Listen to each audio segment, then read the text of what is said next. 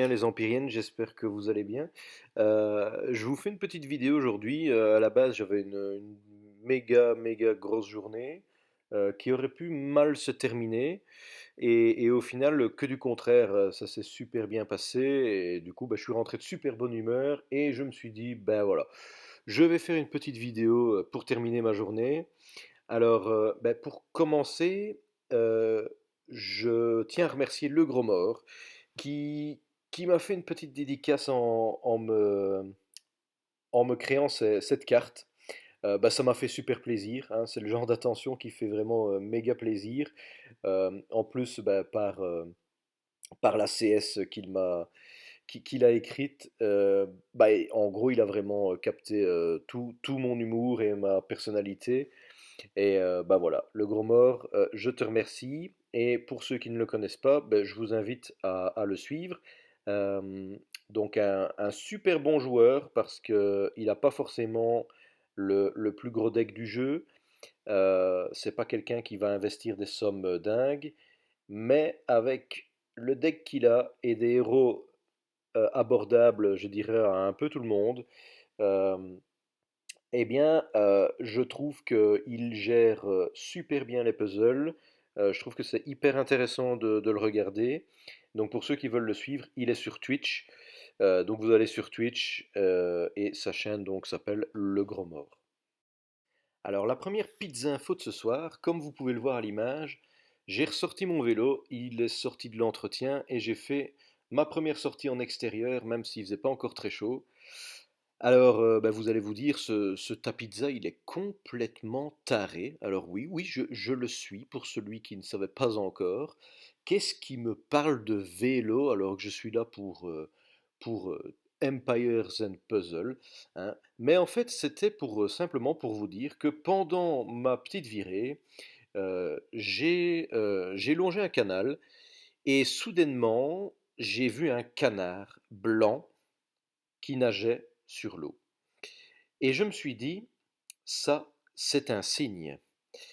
Alors, quand je suis rentré, j'ai ouvert Empire and Puzzle et je me suis dit, je vais invoquer. Ça sent le tirage du feu de Dieu de l'événement des chevaliers. Je vous l'ai enregistré, je vous laisse visionner et admirer.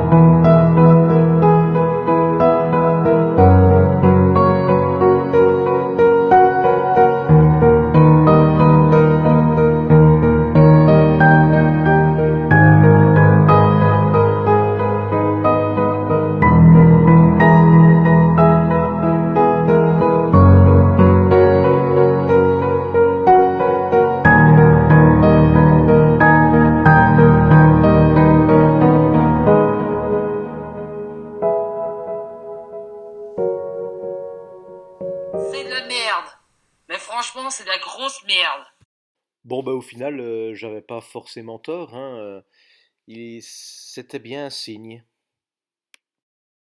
Bon, et pour toucher quand même un petit mot sur l'événement hein, du Clash of Knights, donc la quête d'alliance, je suppose que vous êtes au courant, hein, il y en a pas mal qui en ont parlé, hein, à nouveau d'un nerf ou d'un upgrade aussi, hein, concernant ben, les héros des chevaliers, pile poil, hein, la veille de l'événement. Bah ouais, à nouveau, hein, un bon petit coup de marketing venant de SG. On booste un héros 5 étoiles qui est déjà ultra costaud.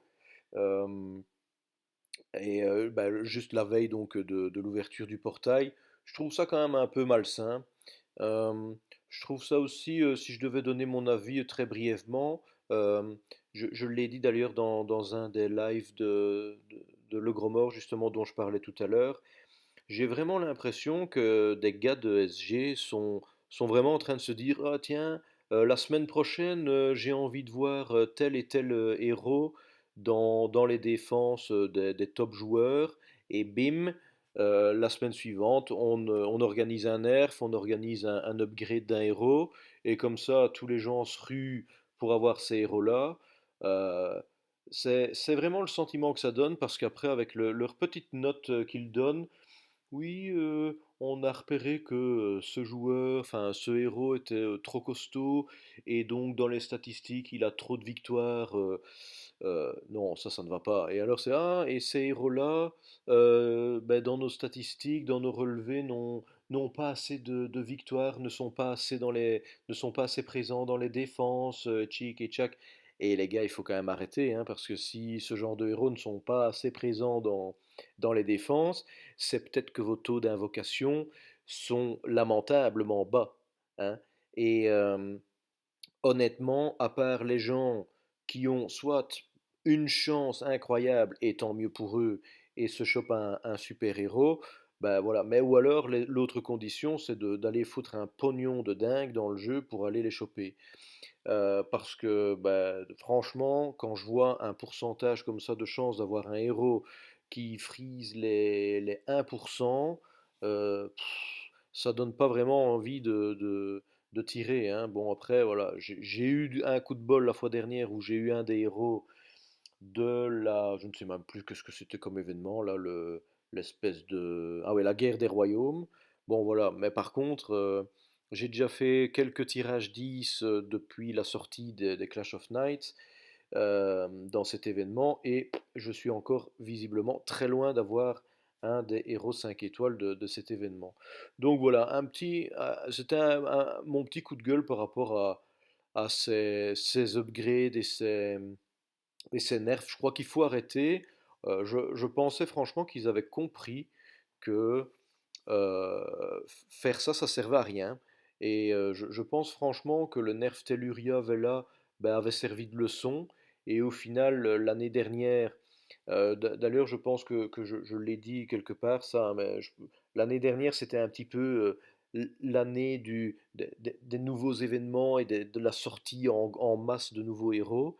Autant cette année-ci, j'ai l'impression que c'est l'année du nerf à nouveau et l'année des upgrades, en fonction des envies de l'un ou de l'autre, du comité de SG ou je ne sais trop quoi. Je pense qu'avant d'aller upgrader comme ça des héros qui sont déjà très forts, ben, il y a d'autres héros, d'anciens héros, qui pourraient être améliorés parce que, en gros, dans le jeu, ils servent à rien. Et je ne sais pas pourquoi, mais quand on voit un poisson, saumon Loki, ou quand on voit, on parlait notamment d'une ancienne HOTM qui est Nord, euh, ben, au final, ce genre de héros n'a aucune utilité dans le jeu. On ne les voit nulle part. Certains les utilisent peut-être en attaque, euh, mais bizarrement, dans leurs statistiques, ben là, ça n'a pas l'air de trop choquer que ces héros-là ne soient pas utilisés, contrairement euh, aux héros comme ça d'événements. Voilà, coup de gueule de la soirée de Pizza Info. Alors la Pizza Info suivante, eh bien, c'est simplement le fait que j'ai attrapé une grosse allergie. Une grosse allergie parce que ma team Go Belgique C'est enfin décidé. Il aura fallu le temps, hein, mais on s'est enfin décidé à changer de couleur de tank. On était toujours, depuis en gros l'époque Telluria, on était resté fidèle au tank vert. Et on a enfin changé et on est passé à un tank mauve. Alors, bah, comme vous pouvez le voir à l'écran, on a quand même bien explosé notre adversaire.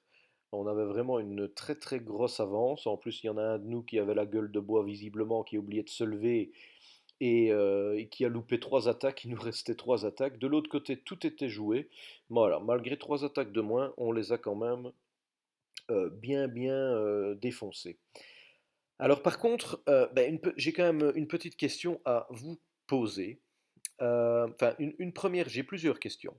Mais une première question, c'est ben, par rapport à ma défense. Comme vous pouvez le voir, j'avais aligné en partant de la gauche vers la droite une Frigg, ma Milena, en tant que violet Ursena, et suivi donc de Devana et de Pengi.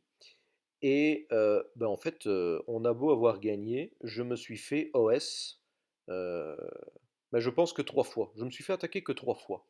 Mais les 3 attaques que j'ai subies ont été donc un one shot. Alors, est-ce que j'ai choisi le mauvais tank? Je n'en sais rien. Alors voici mes autres tanks. Donc j'ai en violet, à part Ursina, donc j'ai une Alfric, j'ai un Docteur Moreau, j'ai un Jabberwock, avec le costume. Alors, je ne sais pas ce que vous pensez des trois. Donc, Alfric, évidemment, bah, ça se pose pas trop, on se pose pas trop la question. Clairement, destiné à la ruée. En dehors de la ruée, une très lente, voilà, je vois pas trop l'intérêt. Et donc, bah, j'aimerais un petit peu connaître votre avis. Donc ça, n'hésitez pas à le laisser en commentaire, hein. Ça fait toujours plaisir d'avoir des retours. Euh, et le but finalement aujourd'hui de cette Pizza Info, c'est de faire un petit peu un échange, hein, de vos points de vue avec le mien finalement. Euh, J'avais longuement donc hésité entre Mayursena et Dr Moreau. Pour, pour info, Mayursena a 827 points d'attaque, donc elle est un peu inférieure à Dr Moreau. 839 de défense, donc un peu supérieure à Dr Moreau et 1393 points de vie. Donc là, elle est quand même, il y a quand même 100, un peu 160 points de vie, on va dire, d'écart entre les deux. Euh, il faut savoir aussi que Dr Moreau n'est pas encore, j'ai pas encore toutes les emblèmes pour le mettre au niveau 20, enfin des emblèmes, alors que Mayursena donc est emblémé à 20.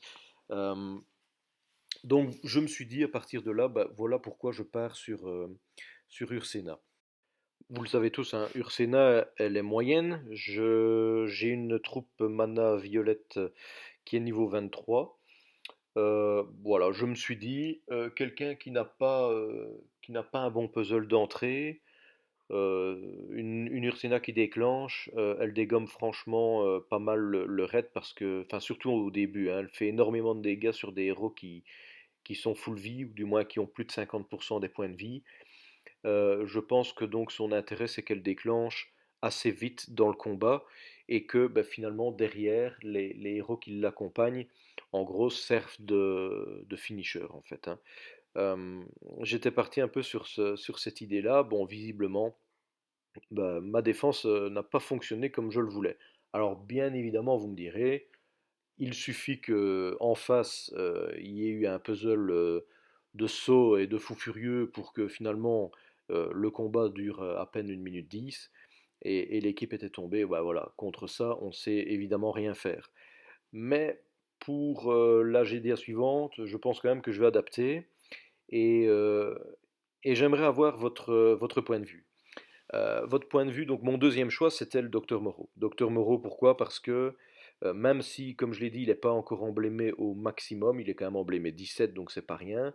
euh, il a plus de points de vie pour quasiment autant de points de défense, donc je pense que ça, il tiendra un peu plus le choc. Mais surtout, il est rapide.